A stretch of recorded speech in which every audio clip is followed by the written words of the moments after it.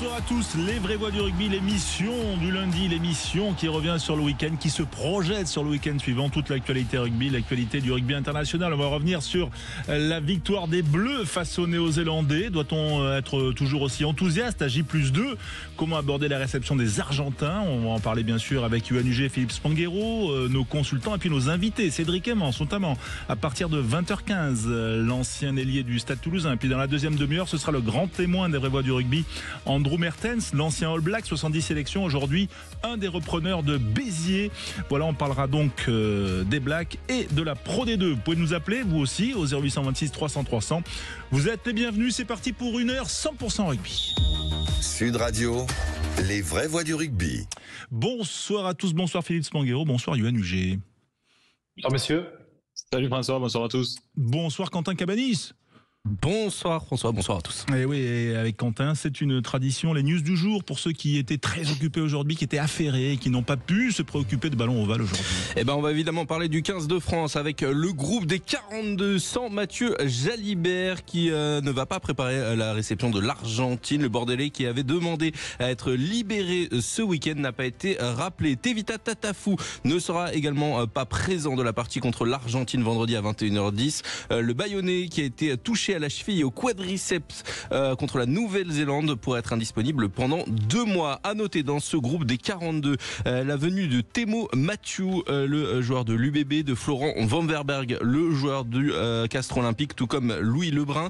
Pierre-Louis Barassi fait aussi son arrivée dans le groupe des 42 à la place de Paul Coste qui souffre d'une entorse. Et puis Cheikh Tibérien aussi intègre ce groupe des 42 pour préparer le match contre l'Argentine. Dans le reste de l'actualité, on peut noter aussi qu'on connaît le nom des nominés pour être le meilleur joueur de l'année 2024. 3 Sud-Africains, Eben Etzebeth, Peter Steve Dutoit et Chelsea Nkombi sont nominés, tout comme l'Irlandais Callian Doris. Et à noter également que Antoine Dupont et Aaron Grandidier, eux, sont sélectionnés pour le titre de meilleur joueur de l'année en rugby à 7. On aura les résultats le 24 novembre. Ce sera à Monaco, François. Ah ben on y va. Non, je plaisante. Mais en tout cas, juste tiens, réaction Philippe et Yohan. Est-ce qu'Antoine Dupont n'aurait pas pu, je sais que c'est les matchs internationaux, mais enfin Antoine Dupont, il a gagné la Champions Cup, le top 14, il est champion olympique à 7, il bat les Blacks en novembre, il n'aurait pas pu postuler pour la compétition du meilleur joueur de l'année rugby 24. Philippe. Vas-y Yann. Non, il a dit Philippe, je te laisse l'honneur aux anciens, tu sais. Je te laisse parler. Non mais c'est un peu décevant de voir à quel point on tient pas compte des saisons régulières et des championnats domestiques. Parce que si on part de ce principe-là, certains Français auraient pu y figurer. Pour Antoine Dupont, non, je pense que là, cette année, c'était clairement une année de transition pour lui. Il a loupé la plupart des grosses échéances internationales, donc ça me choque pas qu'il soit nominé plutôt à 7. Et puis, il a des chances en plus d'avoir ce titre-là. Donc, ça fera honneur à la France d'avoir un représentant malgré tout. Yohan, tu penses comme Philippe ou tu penses plutôt comme moi? Attention, on est au début de l'émission. Non, mais pour revenir sur le cas, comme explique Philippe, j'ai eu l'occasion d'en discuter avec Antoine et il savait très bien qu'en ne participant pas au tournoi des 6 nations, c'était compliqué et compromettant pour lui d'être dans la liste. Donc c'est regrettable, mais c'est logique aussi. Les autres ont joué le Four Nations et ce qui représente un peu le 6 nations. Et malgré tout, les Sud-Africains restent quand même sur une bonne lancée avec la Coupe du Monde, avec la Four Nation. La Four Nation également. La tournée ils sont pas mal. Donc sur la liste, il y a pas de grosse surprise. Ouais, mais bon, après, je pense que ça aurait été plus sexy quand même que ça soit Dupont meilleur joueur du monde que Dutoit. Mais il a déjà été, donc mais bon. Il a pas le trophée de meilleur joueur à 7. Donc c'est pour lui, ce sera un nouveau trophée. Voilà, c'est comme il a 2-3 étagères à combler là, du côté de Castelnau-Magnoac, c'est bon. Non, mais il aura fait même pas la moitié des tournois à 7 et meilleur joueur si ça arrive. C'est oui, beau. Hein. Ouais, non, mais, bon après il y a les jeux, mais oui, il y a les jeux effectivement. Et quel jeu, on s'en souvient. Les news du jour de Quentin, on les a écoutés. Yohan, Jalibert qui reste à l'herbage du côté de Bordeaux. Voilà, ça t'inspire quoi? Ça m'inspire. Fabien Galtier est dans la continuité. Mathieu n'allait pas être dans le groupe réserviste encore une fois. Donc on a compris qu'il ne souhaitait pas être réserviste. Donc à partir de ce moment-là, Fabien ne veut plus de polémique. Il a assez créé la polémique la semaine dernière. On a plus parlé de ce cas que du match quasiment de France All Black à l'arrivée. Donc Tu penses qu'il a voilà. créé la polémique? Non, ça a créé une mini polémique parce que c'est rare qu'un joueur veuille rentrer chez lui. Donc l'institution, c'est l'équipe de France et on doit rester à sa disposition malgré quelles que soient les déceptions. On peut être des compétiteurs, on peut être ambitieux, mais aujourd'hui, l'institution, c'est l'équipe de France. Donc on doit être, l'équipe de France doit être au-dessus. Mathieu a voulu rentrer parce qu'il a aussi une grosse déception, c'est un compétiteur et on peut comprendre sa frustration, mais aujourd'hui, ça ne servait à rien de le rappeler pour qu'il reparte. Là, c'était vraiment, je pense, À part pour les encore plus miles. compliqué pour lui. À part pour les miles, mais bon, c'est peut-être pas Je pense que Fabien a pris la meilleure décision de ne pas le convoquer pour travailler dans la continuité de France All Black. Ouais, sur ce point, bon, on est d'accord, on comprend après ce que nous explique Johan que voilà que Jalibert avec l'UBB à Vannes samedi prochain, ça sera bien, mais quand même, on aurait pu s'éviter la polémique ou pas, Philippe? Alors, on aurait pu se l'éviter. Pour moi, en fait, l'erreur éventuellement de communication, s'il y en a une de Fabien Galtier, c'est pas celle de la conférence de presse le lendemain du départ de Jalibert. C'est plutôt celle de la semaine d'avant, un peu maladroite, où quand il explique son choix de la titularisation de Ramos, il dit qu'il fait le choix du talent. C'est un peu dur. Il y avait plein d'autres façons d'expliquer le choix de Thomas Ramos, qui soit un peu moins violent pour Mathieu Jalibert, même si ça lui était pas directement destiné. Pour moi, s'il y a une petite erreur de communication qui cristallise un peu la relation, elle est là. Mais le lendemain de la décision de Mathieu Jalibert de partir, il n'y a aucune erreur de communication parce que Fabien s'adresse... Fabien, je suis pas d'accord. Fabien, il doit pas dire que Mathieu a voulu partir de lui-même, de son plein gré. Voilà, ce sont des histoires qui doivent se régler en interne et ça, on n'a pas besoin de le savoir sur la place publique.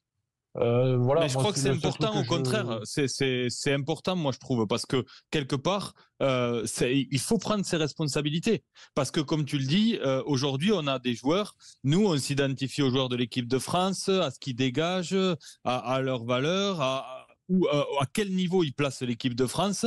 Et le fait de savoir que Mathieu Jalibert n'a pas envie de jouer son rôle de réserviste. On sait à quel point c'est important. Combien de fois on l'a entendu de la part des staffs dire que les gros matchs, ils se préparent à 23, à 28, à 30, qu'on a besoin des remplaçants, même des joueurs hors groupe dans la semaine, que c'est aussi eux qui créent les conditions de la réussite du week-end qui arrive. Si tu as des joueurs qui veulent pas s'associer à ça, moi, je trouve qu'il faut l'assumer. C'est dur, Philippe, parce qu'il a quand même été déclassé. On part du principe qu'il fait un très bon début de saison. Donc, oui, mais il arrive logiquement avec la blessure de Romain. C'est vrai. Il arrive en pole. Si tu suis la logique. Oui. Donc, déjà, il voit Thomas passer. Parce que pour moi, c'est un concours de complémentarité parce que Thomas et Antoine jouent en club ensemble, ce qui est logique et respectable. Et derrière, il est même pas dans la feuille pour les. Donc, tu comprends la chute un peu. Et la déception quand tu es compétiteur, c'est terrible à acquiescer. Maintenant, je suis d'accord avec toi, on ne doit pas quitter un groupe. Voilà, et donc moi je trouve que si tu veux, et puis en plus, ce qui est dur pour Mathieu Jalibert, c'est qu'en fait, on le juge aussi sur ce fait-là, sur l'image qu'on a de lui avant. Et à un moment, c'est quand même un peu compliqué parce que c'est un joueur qui a une accumulation d'attitudes qui pose question, et finalement, c'est terrible. Mais tu te dis, ça se passe avec lui, et finalement, on n'est pas surpris. Parce que c'est peut-être un des joueurs qui, par certaines de ses attitudes, même si à chaque fois elles ont été excusées, et puis on peut dire que c'est pas bien grave, montre qu'il y a quelque chose qui cloche dans son rapport au collectif, quoi. Voilà. Moi, on n'en parle pas parce que le temps passe vite, mais une des premières sorties qui m'avait énormément choqué de la part de Mathieu Jalibert, c'était une sortie médiatique sur un kiné ou un médecin de l'UBB d'une violence dans l'équipe. Qui avait coûté la place d'ailleurs à ce membre du staff qui était en place depuis des années. Là, je me suis dit, mais ça peut pas passer dans notre sport. Enfin, tu laves ton linge sale en famille, tu t'accroches pas comme ça un membre de ton staff sur la place publique. Et puis après, ensuite, il y a eu les petits gestes avec Dumora, avec son capitaine en équipe de France, Greg Aldrit. Et donc voilà, moi je trouve que ça fait beaucoup. Et ça nuit à l'image de l'équipe de France. Donc, s'il veut pas assumer son rôle, moi je trouve qu'il faut assumer le fait que le grand public le sache. Damien Monod, je crois que c'était. Ouais, alors en fait, on lave pas son linge sale, on lave son linge sale en famille avec le médecin de l'UBB, mais par contre Galtier, il peut dire publiquement. C'est là où il y a une petite contradiction. Moi, je suis d'accord avec toi. C'est ce que je dis, moi. Ouais, mais voilà, mais moi, la sortie de Fabien m'a dérangé parce moi que aussi. Quelle que soit la demande on doit protéger le groupe et voilà. Même s'il n'est pas d'accord avec Mathieu. Ça, en gros, on s'en fout que Mathieu ait demandé à rentrer. Voilà, les joueurs qui rentrent, ils donnent les noms et basta. Il n'a pas besoin de dire que Mathieu a voulu rentrer. C'est ça le seul problème dans la protection du groupe et vis-à-vis de Mathieu, déjà qui a été déclassé. Je trouve dommage de remettre une couche en disant que oui, il a voulu rentrer. Voilà. D'autant. Je peux comprendre, mais je pense que c'est aussi un message envoyé. Il se sert de Mathieu Jalibert pour faire passer un message général à des joueurs qui accepteraient mal la concurrence, etc., de dire qu'ils seront assez radicaux. Mais Philippe, je suis d'accord avec toi, mais ça, c'est un truc qu'il dit au groupe devant les 42 quand il les a en début de semaine, mais il ne le dit pas aux médias à la veille du match. Quelle est l'importance de ça quelle est l'importance de dire que Mathieu a voulu rentrer chez lui mais après, pour le grand public? Aucune. Après, la question qu'il faut se poser, c'est pourquoi avec Mathieu Jalibert, qui lui a été déclassé, tout comme Charles Olivon sur les premières rencontres, il y a toutes les polémiques autour de Jalibert et que personne ne parle d'Olivon et que tout se passe bien, qu'il a joué sur le deuxième match. Tu vois, sur le premier match, Olivon, il avait été renvoyé chez lui aussi. Il n'y avait pas eu de scandale. Il avait été sur la feuille. Jalibert, c'était pareil. Et là, Jalibert a été renvoyé chez lui. On en parle alors capitaine en plus. C'est parce qu'il n'y avait pas de match. Il n'y avait pas de match. Oui. Ce week-end. Ouais, mais il faisait partie des gens renvoyés, tu vois, et là, bon, il a été sur la feuille de match, il n'y a pas eu de problème, mais tu vois, il y a des joueurs qui font parler. Il a fait un grattage salvateur. S'il ne gratte pas ce ballon à 3 mètres de la ligne, je pense que le match, on ne le gagne pas. Mais bon, on était mal. On était mal. On était mal. Vers la 65e environ. J'en reviens juste quand même à ce match qui fait... Est-ce qu'à J+2, tiens Philippe, tu as le même enthousiasme qu'on avait dans le débrief juste après le match? Oui, je crois même davantage en analysant les stats, en revoyant certaines actions. C'est quand même hallucinant parce que c'est vrai que c'est la 3e fois consécutive qu'on bat les Blacks, mais dans un scénario qui a rien à voir avec les 2 premiers, particulièrement celui des tests de 2021 où on avait le score. Après, on a été repris en cours de match, mais on a remis un coup d'accélérateur, notamment avec cet essai là, partie de l'embut amorcé par Romain Tamac. Mais là, c'est très différent. Là, dans le caractère collectif, il y a vraiment des choses qui sont hyper intéressantes. Donc, tu parles de ce grattage, voilà, mais il y en a eu plein des grattages qui nous ont sauvés. Mais quand on voit le nombre d'occasions qu'ont eu les Blacks dans notre camp, le temps qu'ils ont passé avec le ballon, à quel point ils nous ont mis en difficulté, moi à la mi-temps, j'avais très très peur pour les Bleus. Je sentais une dimension physique chez ces Blacks, on en avait parlé avant le match, ils nous avaient impressionnés en Irlande, mais ils avançaient sur chaque ballon. Quand tu regardes les mètres gagnés, ils ont gagné 450 mètres ballon en main, quand nous on en a gagné 200. Et quand tu vois ces stats face à une équipe aussi forte que les Blacks, tu te dis que tu peux pas gagner, mais par contre, il y a un réalisme qu'on n'a peut-être jamais eu à ce niveau, une fois qu'on avait le ballon, et puis un caractère collectif proche de nos lignes, notamment avec les images là des contre-rucks, parce qu'il y en a 3 ou 4 qui nous sauvent quand même dans des moments critiques. Voilà, avec la réussite de Thomas Ramos. Donc, il y a des bases. On est tombé face à des Blacks quand même un peu maladroits quand même à l'approche de la ligne, en faisant la passe de trop. Ah oui, forcément. Voilà, et ça, c'est rare chez les Blacks. Mais ils sont tombés au bon moment et voilà, félicitations à nos Bleus pour cette prestation. Mais on a trouvé des Blacks même avec la maladresse, tu vois, ils prennent le score assez vite à 14-3 et tu les sens en pleine maîtrise. Donc après, c'est vrai qu'ils tuent pas le match sur 1 ou 2 temps forts sur lesquels vraiment ils peuvent scorer et nous mettre mal. Mais je crois que ça crée des bases vraiment solides du côté du 15 de France pour travailler sur la confiance et sur le caractère collectif et quelques fondamentaux, quoi. Allez, on va faire rentrer dans la ronde Sud Radio, dans les vrais voix du rugby, un autre ailier international qui a porté les couleurs du Stade Toulousain. C'est Cédric Emmens qui va nous rejoindre et lui, il a battu aussi les Blacks. C'était en 2009 notamment. Il nous rejoint dans quelques instants. Restez avec nous sur Sud Radio. Vous nous appelez, vous, au 0826 300 300. Sud Radio. Sud Radio. Les vraies voix du rugby avec bien sûr des spécialistes, c'est l'équipe Sud Radio, il y a Johan Huget, il y a Philippe Spanghero bien sûr, et notre invité, ancien ailier international du Stade Toulousain, Cédric Emmens. Salut Cédric.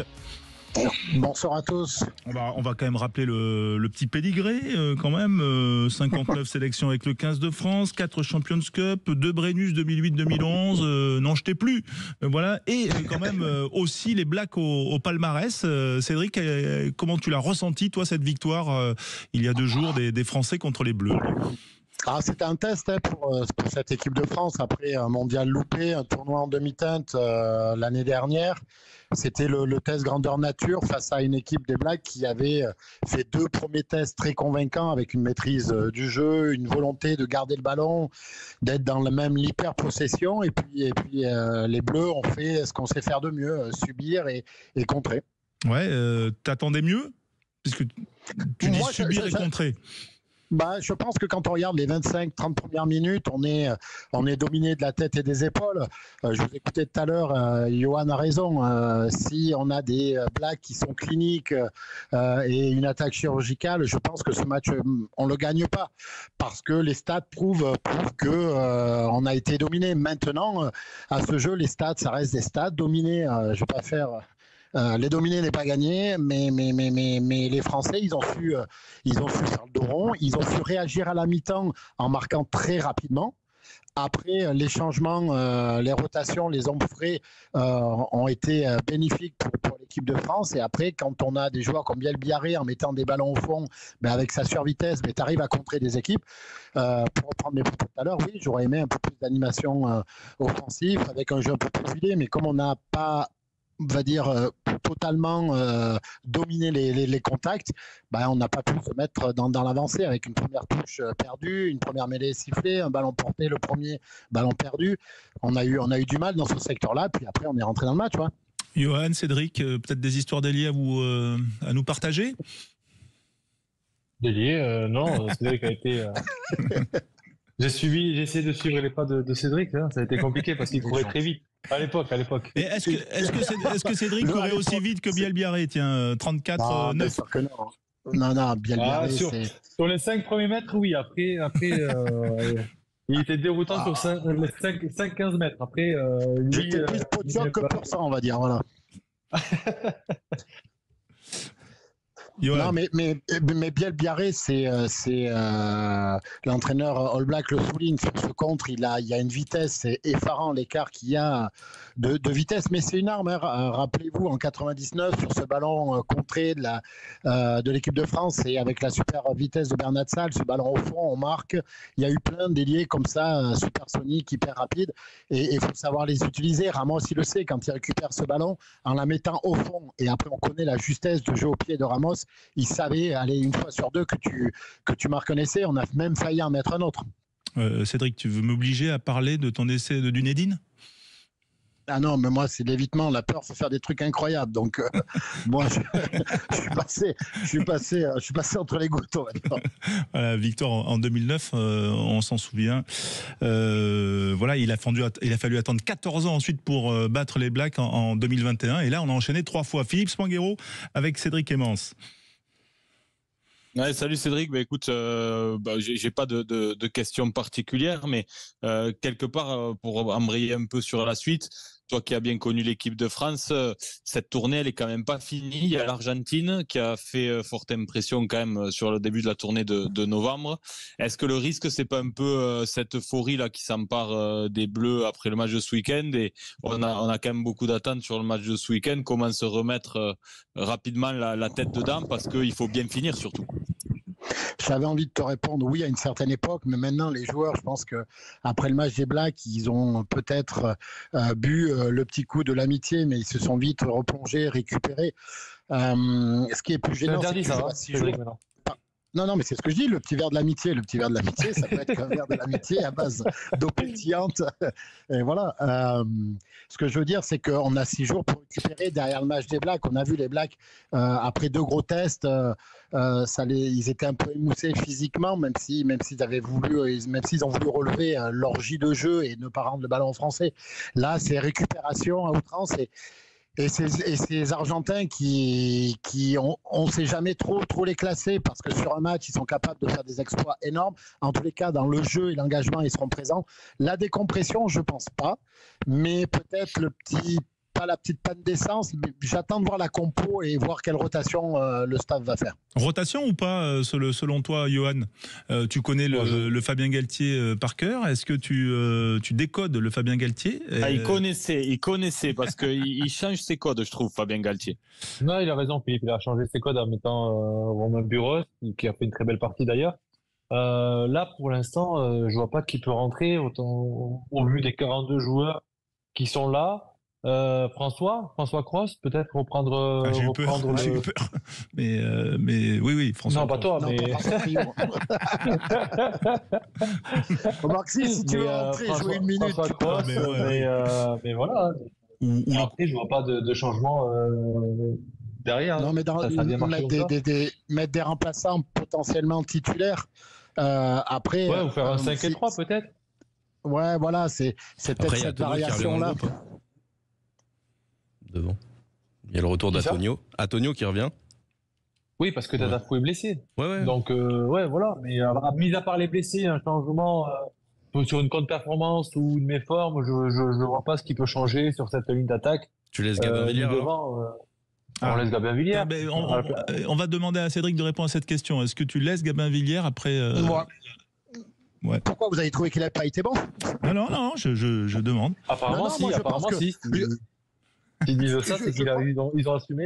Il faut assumer, François, maintenant te dire.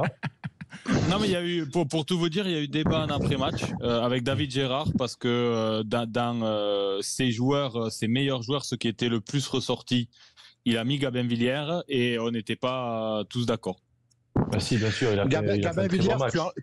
Gabin Villiers, tu enlèves cette défense un peu suicidaire qui amène le premier essai.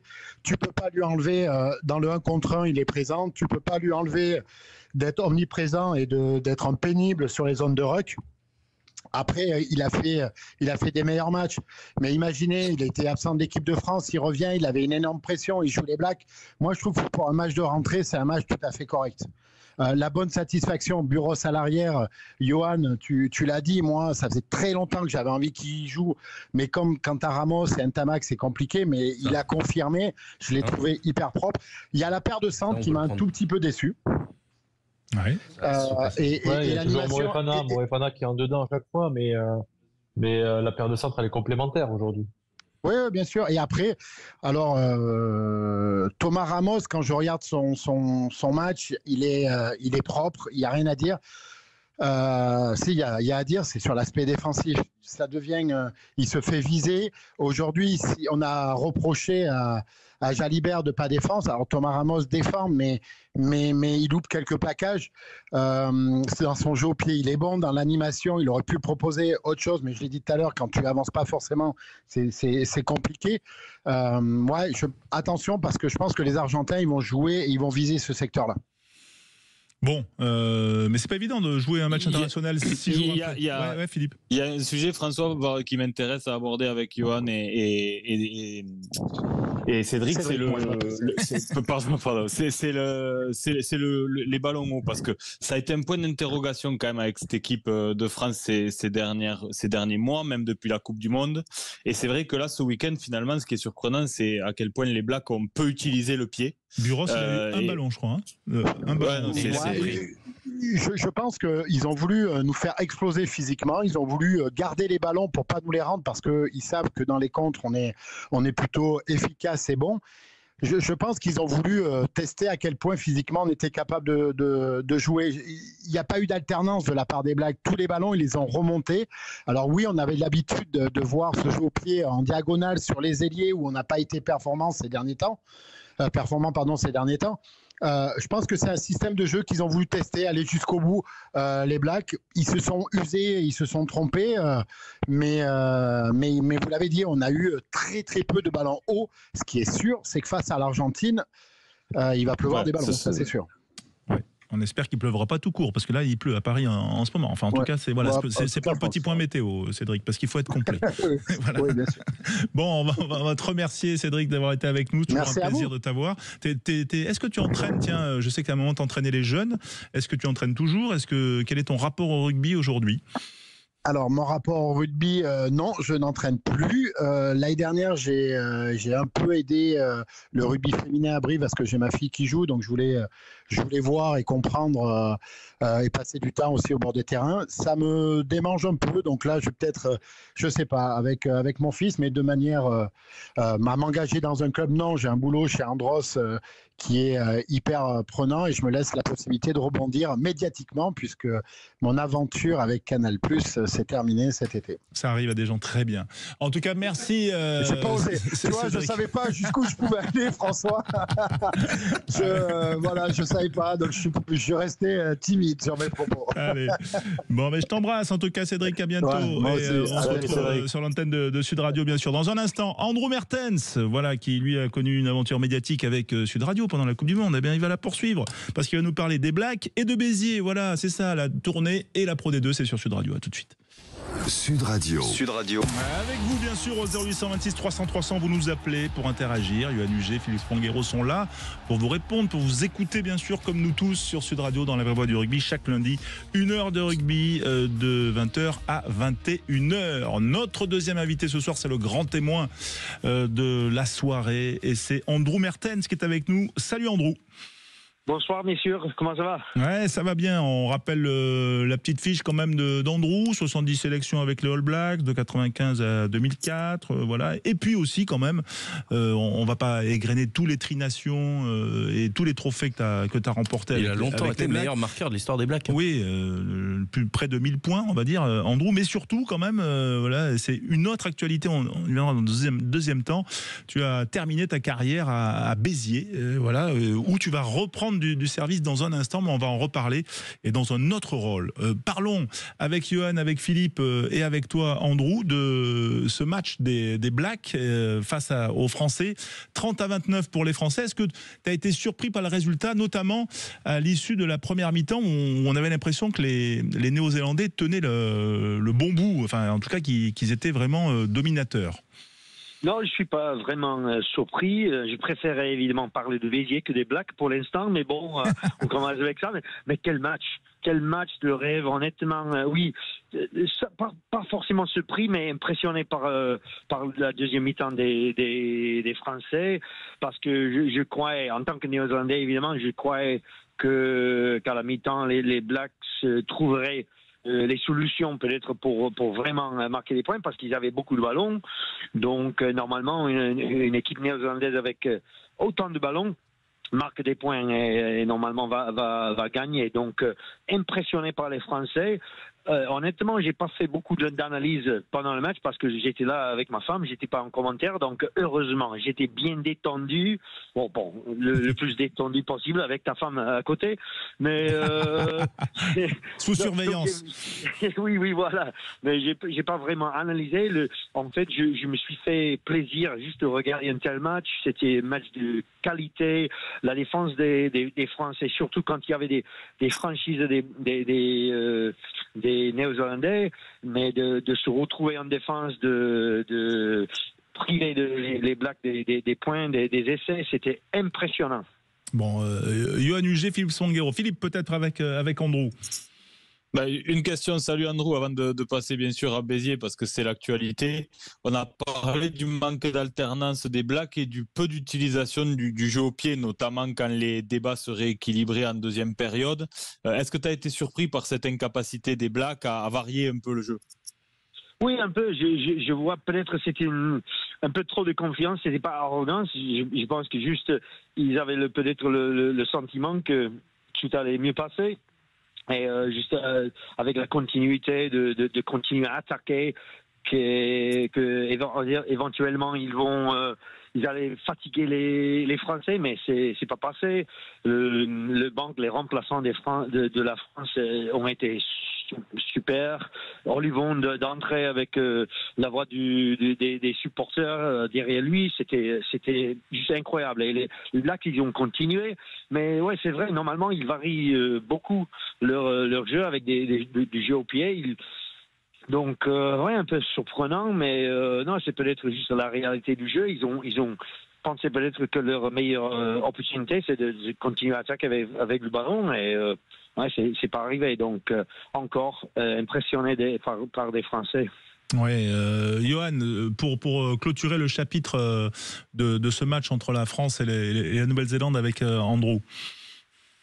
Non, mais salut Andrew, mais pour revenir sur ce match, là où on a été surpris, c'est qu'on voit la mêlée fermée. C'est la première fois où on voit une grosse mêlée aussi dominatrice côté des All Blacks, et malgré tout, quand on dit no scrum no win derrière, j'ai trouvé une équipe derrière des trois quarts en deuxième mi-temps un peu fatiguée, certainement parce que c'est l'usure d'une saison internationale. Je ne sais pas si Andrew est d'accord avec ça, mais on a senti des trois quarts moins percutants en deuxième mi-temps, ballon en main. Je pense à Rico Ioane où on l'a pas trop vu. Clark, on l'a vu, oui, mais voilà, on a senti des trois quarts un peu fatigués sur le deuxième mi-temps. Oui, tout à fait. Mais nous, on pensait peut-être que juste la Nouvelle-Zélande en général, qu'avec un gros pack de vent, c'est juste une question d'un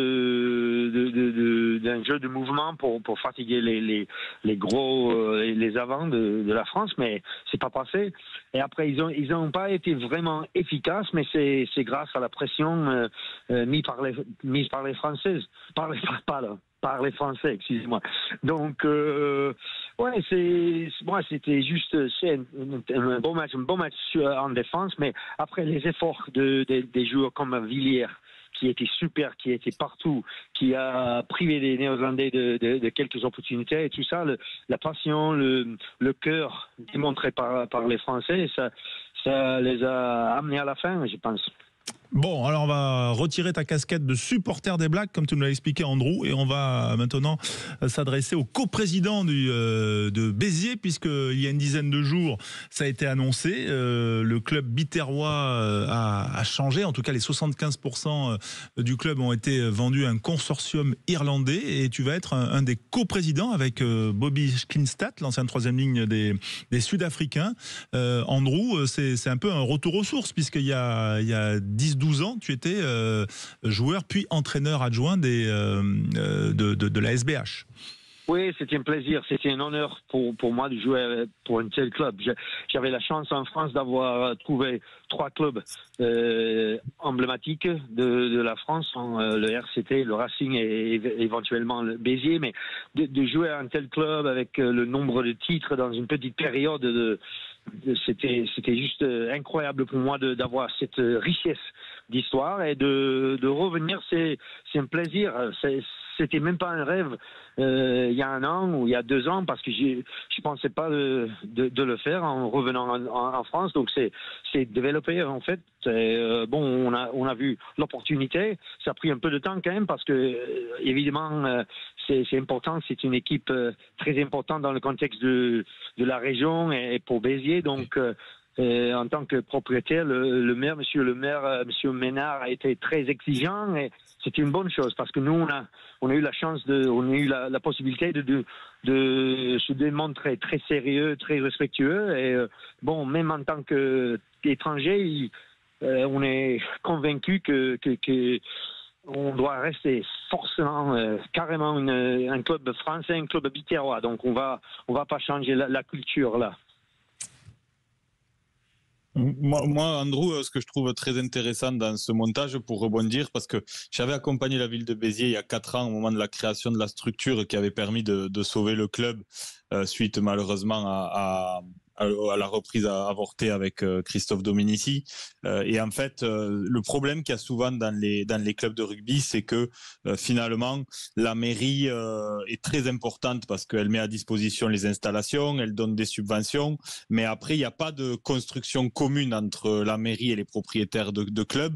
Et là, on a eu Robert Ménard il y a 1 semaine ou 10 jours qui nous a parlé justement du deal qui était signé et de ce que vous avez accepté, vous, les nouveaux investisseurs, c'est-à-dire que la mairie siège au board du club, participe aux décisions importantes.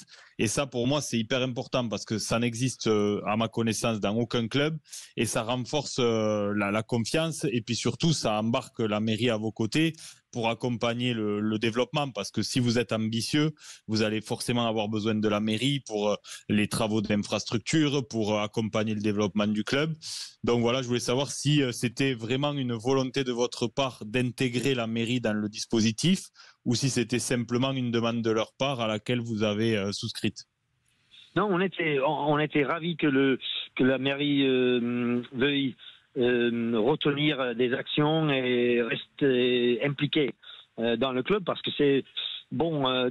Tous les clubs de rugby sont vraiment importants pour les villes, mais surtout à Béziers. Je pense avec l'histoire et tout ça, et donc avec les gens, les supporters, c'est vraiment important. Et même s'il y a des soi-disant propriétaires étrangers, il faut forcément que le club reste biterrois et reste un bien de la ville. C'est un moyen par lequel la ville peut se présenter au monde ou se présenter en France surtout. Et donc on est vraiment fiers de faire partie de ce projet. C'est ce qu'on dit, nous, au lieu d'être propriétaire, on fait partie de ce projet qui a été lancé par le maire qui a renforcé financièrement le club depuis 4 ans, mais même avec Nick Gage, l'ancien actionnaire aussi, ils ont travaillé ensemble, donc c'était une collaboration et nous on veut continuer comme ça. Et c'est vraiment important. Donc on était ravis que le maire ait voulu rester impliqué, donc c'est avec plaisir. Donc il y a beaucoup à faire. Évidemment, et c'est dur, Pro D2, c'est vraiment une compétition très très serrée, très difficile, très longue. Et déjà, on voit que en haut de classement, il y a beaucoup d'équipes qui ont plein d'histoires dans le top 14, dont Grenoble, Montauban, Brive, Biarritz et puis Béziers en 5e à ce moment-là, mais il y a beaucoup à faire.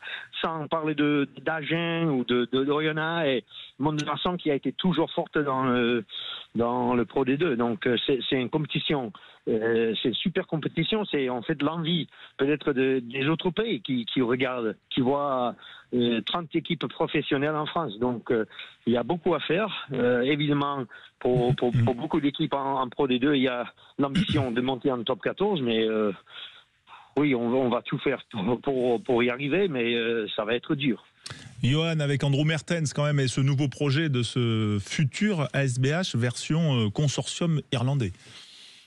Ouais, c'est toujours des doutes si ce qui a été écrit, ce qui est dit va être appliqué, parce qu'on sait que la loi du résultat des fois prime sur la formation, sur l'investissement, sur les Français, les jeunes Français.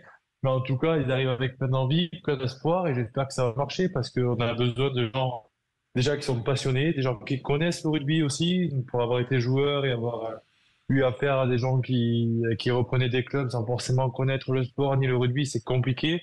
Et aujourd'hui, du fait de ton passé, malgré tout, il sera respecté par les joueurs et on attend de voir ce nouveau Béziers qui donne envie. Ouais, en fait, on a été ravis juste par la réponse. Bon, évidemment, comme j'ai dit, il reste beaucoup à faire, mais juste voir Eddie Jordan qui a tout fait dans le monde du sport, effectivement, en Formule 1. Évidemment dans le big business, mais donc c'est peut-être quelque chose qui pourrait être vu comme une petite chose dans son monde, mais par contre il est absolument ravi. Il a reçu son premier maillot biterrois, il a fait des photos et tout ça avec un grand sourire. Donc il est vraiment excité et on a hâte de l'accueillir à Béziers. Bon, c'est peut-être pas pareil que Monaco, mais bon, on va tenter avec le canal, avec les écluses et tout ça, de créer quelque chose là pour qu'ils viennent. Et non, c'est intéressant, mais juste, je vois la peur des Français d'avoir des étrangers. Ils se disent peut-être, ces étrangers viennent, qu'est-ce qu'il y a à faire? Est-ce qu'ils veulent acheter le club, revendre le club dans quelques ans pour prendre des sous et tout ça? C'est pas le cas. On est là pour le projet, on est là pour le long terme et on verra. Quel est Andrew, le montant en fait investi par le consortium, et tu as parlé d'Eddie Jordan, mais voilà, puisque vous rachetez 75% du club, donc on imagine qu'il faut mettre un petit ticket là auprès de Monsieur Ménard. Est-ce que ce montant est public ou pas, enfin... Non, ça n'a pas été public, et même moi, j'ai pas vraiment été impliqué dans les comment dire, les aspects financiers. Et moi, en fait, ça me gêne pas du tout. En fait, je connais pas. On a eu des experts financiers qui se sont parlé. Et c'était un cas de juste s'assurer que tu sois juste et tout ça. Donc, évidemment, la mairie a beaucoup investi pour arriver à un point où le club est fiable financièrement, rentable. Donc on en est vraiment reconnaissant. Mais non, on a un budget pour l'instant, je pense que ça...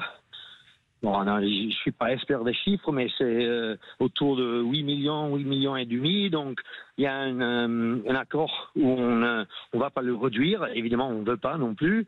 Mais après, petit à petit, on va voir ce qu'on peut faire pour ajouter. Mais on veut des... Bon, si on veut pas changer des joueurs, mais éventuellement, évidemment, dans quelques ans, il y aura des changements et tout ça, mais on cherche pas des joueurs qui coûtent pas cher, mais on veut avoir des joueurs de bonne qualité, de bonne valeur et tout ça. Donc, on va tout analyser, et il y a un peu de temps pour tout mettre en place, mais ça va être avec l'aide et le soutien de la mairie, c'est bien. Philippe Spanghero, avec Andrew Mertens, notre invité dans les vraies voix du rugby. Ouais, une dernière question peut-être, savoir quelle est l'ambition raisonnable, parce que forcément il y a de l'ambition. Tu le disais, vous avez un tour de table d'actionnaires, de gens qui ont des moyens, et puis une tête de pont qui a eu des réussites dans des grands sports. Mais c'est quoi l'échéance raisonnable? Parce que l'important c'est d'avoir les bonnes bases solides. Est-ce que l'idée c'est d'amener Béziers en top 14, et si oui, à quelle échéance? Oui, c'est vrai. Même, je pense que juste pour être vraiment ambitieux dans le Pro D2, avec l'histoire qui a Béziers, il faut vraiment viser le top 14, évidemment. Donc on veut pas rester les prochaines décennies en Pro D2, ce qui est une bonne compétition d'ailleurs. Mais non, je pense que bon, pour construire quelque chose, le plus important c'est le maintien. Si une équipe arrive à faire la montée, c'est le maintien qui est le plus important. Personne veut faire comme peut-être Oyonnax qui a fait la montée, la descente depuis des années. Et c'est dur pour eux. Donc il faut peut-être arriver en top 14 avec une équipe, une trajectoire qui fait que tu y restes. Et c'est ça qu'on voudrait construire. D'abord l'effort pour arriver à la montée, mais plus important peut-être d'y rester. Ouais. Donc ouais, c'est dur. Il y a beaucoup de bons projets, même si on parle de Provence et tout ça, quelques équipes qui n'ont pas été en top 14, mais qui ont un vrai projet, une vraie ambition, ça va être compliqué. Est-ce que ça veut dire, Andrew, et ce sera ma dernière question, et peut-être Johan si tu en as encore une, mais est-ce que ça veut dire que tu es installé aujourd'hui à Béziers et que tu audites, ou en tout cas que tu es avec le staff actuel, Pierre Caillé, Benjamin Bagat, pour déjà agir sur le sportif ? Non, je vais rester à Paris parce que je pense que je peux aider le club d'ici. Bon, évidemment, je vais aller au match à domicile et au match à l'extérieur. Mais pour l'instant, j'ai rien à faire au quotidien. Il y a le staff là qui gère le club, qui ont bien géré le club depuis des ans. Il y a même des gens au club qui étaient là il y a 15 ans. Et je leur fais confiance pour faire leur rôle au quotidien. Pareil avec le staff technique. Pierre Caillé et son staff, bon, ils ont très bien fait l'année dernière, ils continuent à très bien faire, donc on leur fait confiance complètement. Et avec les joueurs, bon, ils ont leur staff. Notre rôle, c'est de faciliter et soutenir le staff au club, le staff technique, pour qu'ils puissent faire leur rôle. Et le staff technique, leur rôle, c'est de faciliter la prestation, la performance des joueurs. Donc voilà, moi je suis pas là pour parler du rugby, pour parler des trucs sur le terrain. S'il y a des gens dans le staff qui veulent en parler, bon, je suis disponible, mais je suis là, je cherche pas ça. Donc à chacun son rôle. Ok. Merci Andrew d'avoir été avec nous en direct sur Sud Radio. Toujours un plaisir de t'avoir. Andrew Mertens, ancienne star bien sûr des All Blacks et aujourd'hui coprésident de l'AS Biterroise, l'AS BH. Merci Andrew, à bientôt sur l'antenne de Sud Radio. Plaisir pour moi, merci beaucoup. À bientôt. On va se retrouver dans un instant avec vous au 0826 300 300 pour parler bien sûr des Bleus et de ce que vous voulez d'ailleurs avec Johan et Philippe Spanghero. À tout de suite. Sud Radio, votre attention. Avec vous au 0826 300 300. C'est mieux avec le micro, mais bon, voilà, j'avais mon ordinateur qui faisait barrage avec le bouton. Johan Huget, Philippe Spanghero, bien sûr. Et vous, les auditeurs, on accueille Théo de Sanary-sur-Mer qui nous appelle, supporter du RCT. Et Maxime, qui, lui, est Rochelais. C'est même le président des Bagnards Rochelais. Bonsoir, messieurs. Bonsoir. Merci d'être avec nous en direct. Johan Huget, Philippe Spanghero sont là, bien sûr. On est là. Bien sûr, voilà. Et tiens, peut-être vous avez une petite question, peut-être sur ce match et cette victoire des Bleus. Est-ce qu'elle vous a ravi et est-ce qu'il y a un point sur lequel vous voudriez peut-être avoir l'éclairage de Johan et Philippe? Théo. Ou pas? Non, moi c'était c'est sur cette défense. Cette défense qui a été agressive, notamment en seconde mi-temps, on a réussi à contrer ces All Blacks. Voilà. Ça t'a impressionné? Oui, ça m'a impressionné. Et après, on a réussi à marquer en contre avec la vitesse de LBB, de Louis Bielbarré, pardon. Ouais, c'est vrai quand même que défensivement, est-ce qu'on est, Johan, est-ce qu'on est monté d'un cran là encore par rapport à ce qu'on avait vu, même elle s'était un peu distendue la défense française en 2023 et dans le tournoi 2024. Là, on a l'impression qu'elle est revenue sur les critères du Grand Chelem, par exemple. Ouais, tout à fait. Je suis d'accord avec toi, François. On a senti une équipe de France sur le tournoi en demi-teinte. Peut-être dû à la fatigue, ça demande beaucoup d'efforts, de presser, de monter comme ça demande beaucoup d'efforts. Et à ce moment-là, peut-être que physiquement, les Français étaient pas capables de le faire, collectivement du moins, parce qu'il y avait des joueurs qui étaient en méforme. Mais sur ce match-là, on a senti l'équipe de France un peu dedans sur la défense en première mi-temps, où ils ont pris un peu l'eau sur une prise de décision un peu kamikaze, mais il fallait la tenter, de Gabin Villiers. Parce que justement des avants circulaient pas à l'intérieur, donc ils se retrouvent en infériorité numérique. Et les avants ont fait l'effort en deuxième mi-temps, et c'est pour ça qu'on a senti des Français monter en régime et en puissance défensivement sur le deuxième mi-temps, et qui a permis de contrer ces Néo-Zélandais. Donc je trouve que la défense est montée encore d'un cran sur la deuxième mi-temps plutôt que sur la première. Mais on a retrouvé notre défense qui a fait tant de ravages pendant des années maintenant plus de 4 ans. Voilà, la défense Sean Edwards. Maxime, est-ce qu'il y a un joueur qui t'a plu plus que l'autre? Est-ce qu'il y a une performance que tu veux souligner? Non, c'était surtout une performance collective, hein, donc vraiment impressionné par le match du coup des Bleus. Quand on voit justement la première mi-temps où la conquête est plutôt chahutée, peu de ballons, les ballons en touche contrariés, la mêlée bougeait, mais pas de panique à bord, quoi. Même mené de plusieurs points, on n'a pas senti de crainte particulière de l'équipe, et c'est plutôt ça moi qui m'impressionne, c'est l'état d'esprit de cette équipe, à renverser les montagnes. Maxime, toi qui es supporter Rochelais, est-ce que ça t'a fait bizarre de voir Aldrit sortir aussitôt dans le match? Oui, plutôt. Après, j'avais vu dans la presse il était prévu qu'il joue pas ce match-là, donc il a pu jouer grâce, ou à cause de la blessure de Kroos. Donc après, moi, j'ai pas trouvé qu'il avait fait un vilain match. On le voit un peu moins offensivement, mais par contre en défense, il est toujours présent. Il fait partie des plus gros plaqueurs du match. Mais après, c'est un choix tactique et qui a été payant. Et votre quatrième pilier, tu l'as trouvé comment? Elle était plutôt très très bon. De toute façon, j'en ai pas trouvé un qui est vraiment mauvais sur ce match-là. Même les rentrants ont fait le job et ça n'a pas baissé en régime. Tiens, on peut peut-être poser la question aussi à Philippe Spanghero. Toi, tu as été surpris de voir Aldrit sortir si tôt, Philippe?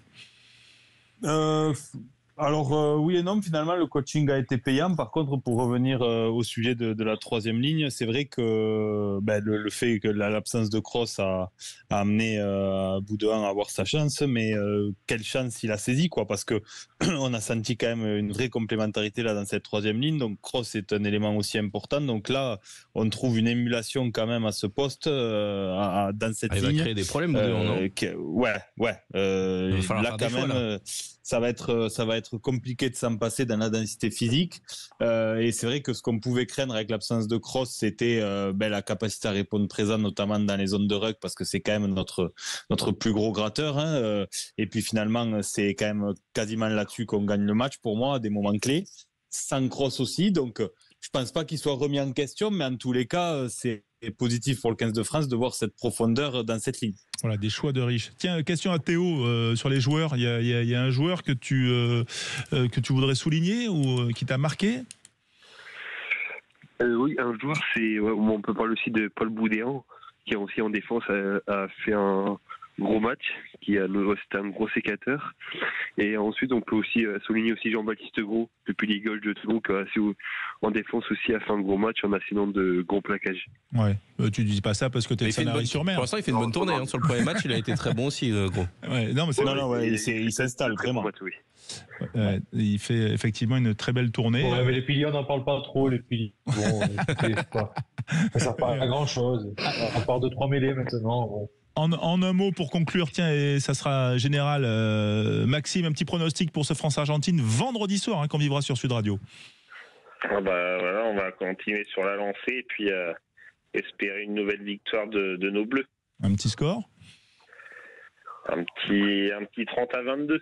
30-22. Théo? Je pense que ça va être un peu plus serré. On va partir sur un 25-23. Pour la France. D'accord, mais en tout cas les Français victorieux. Philippe et Johan. Philippe? Bien sûr, les Français victorieux pour clôturer en fanfare et puis un 29-22 pour les Bleus. Johan? Ah oui, 18-16 pour mon espoir. 18-16. Quentin? 27-19 pour la France. Voilà, vous avez les résultats déjà. Mais vous écouterez quand même le match sur Sud Radio. Merci d'avoir été avec nous. Merci Johan, merci Philippe, merci messieurs. Théo merci messieurs. Et Maxime. Salut, bonne soirée. 0826 300 300. On se retrouve très vite sur l'antenne de Sud Radio dès vendredi pour la Pro D2. C'est un week-end de doublons. Et vendredi soir, c'est le match de l'équipe de France. Il n'y a pas de Pro D2 vendredi. Il n'y a pas de Pro D2, c'est la France. Mais ce week-end, il y a le top 14. C'est vrai, c'est vendredi soir. Allez, à vendredi soir. Merci d'avoir été avec nous.